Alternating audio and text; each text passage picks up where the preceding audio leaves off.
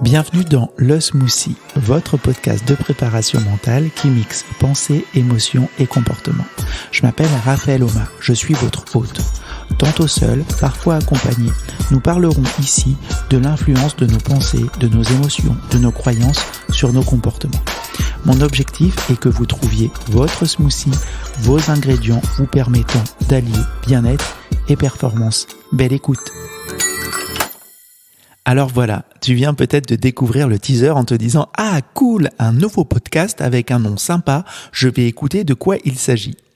Et ensuite, un peu comme lorsque tu goûtes un smoothie verdâtre détox, tu t'es peut-être dit « non, finalement ce truc n'est vraiment pas pour moi, beaucoup trop élitiste ».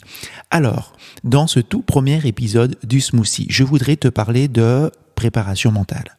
Il y a encore, je pense, beaucoup trop d'inconnus et donc de préjugés autour de cette discipline. Nous allons voir ensemble ce qu'est l'APM, donc la préparation mentale, et ce qu'elle n'est pas. Il y a, je crois, un quiproquo contemporain lié à l'histoire de cette discipline. Oui, on ne va pas le nier, la préparation mentale telle qu'on la décrit aujourd'hui vient du monde sportif.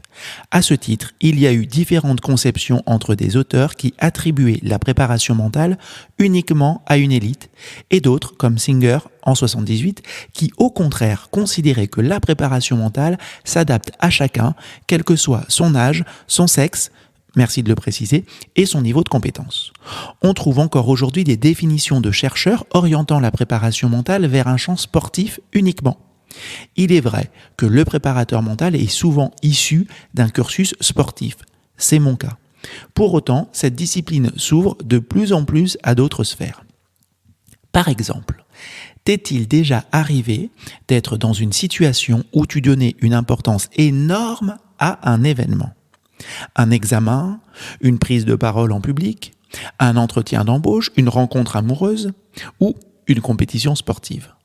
Bon là, tu vois, tu aurais eu besoin des services d'un préparateur mental. Dans un tel contexte, il t'aurait par exemple été possible de travailler sur la représentation mentale que tu avais de l'événement, ou alors sur les ressources que tu pouvais mobiliser pour y faire face, entre guillemets. Ou encore sur ton contrôle émotionnel. Car oui, le préparateur mental ou la préparatrice mentale, bien évidemment, travaille également sur les émotions. Je rencontre encore des personnes qui croient que le préparateur mental est une sorte d'individu quasi militaire, je parle bien là de la caricature du militaire, pas d'un vrai militaire, qui va se contenter d'être au bord du terrain en te disant des « go, go, go, go, go, donne tout, allez, allez, allez ». Non. Le préparateur mental n'est surtout pas là pour dire que faire ou pour transmettre sa vision du monde à son préparé. C'est plus du ressort de l'entraîneur, si nous restons dans le domaine sportif.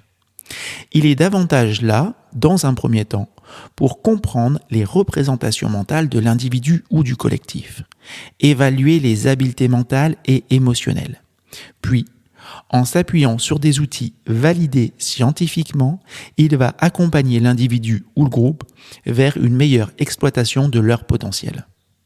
Je suis convaincu que la préparation mentale s'adresse à tout le monde.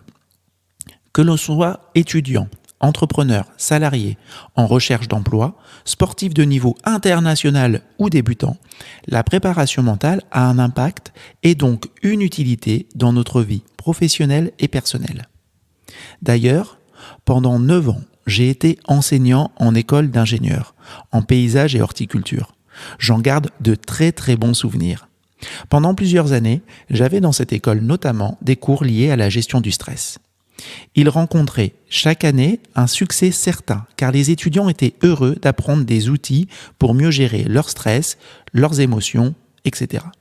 Comme tu le vois, là, je ne m'adressais pas spécifiquement à des sportifs.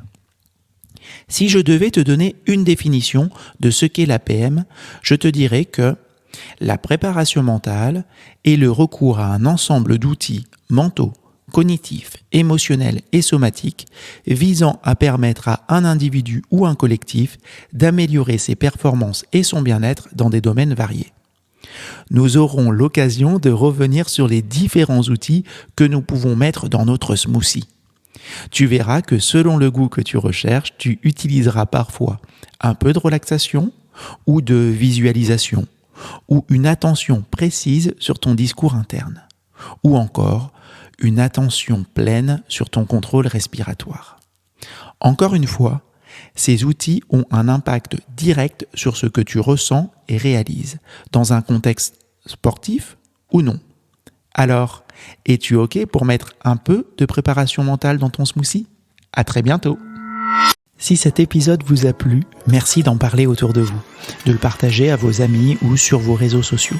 Vous avez également la possibilité de me mettre la note de 5 étoiles sur Apple Podcast. Cela me donnera un gros coup de boost comme un smoothie matinal. Enfin, je suis ouvert à tous vos retours. Vous pouvez me retrouver sur le site raphaelhoma.com, me faire part de vos questions et pourquoi pas des invités que vous aimeriez entendre. À très bientôt.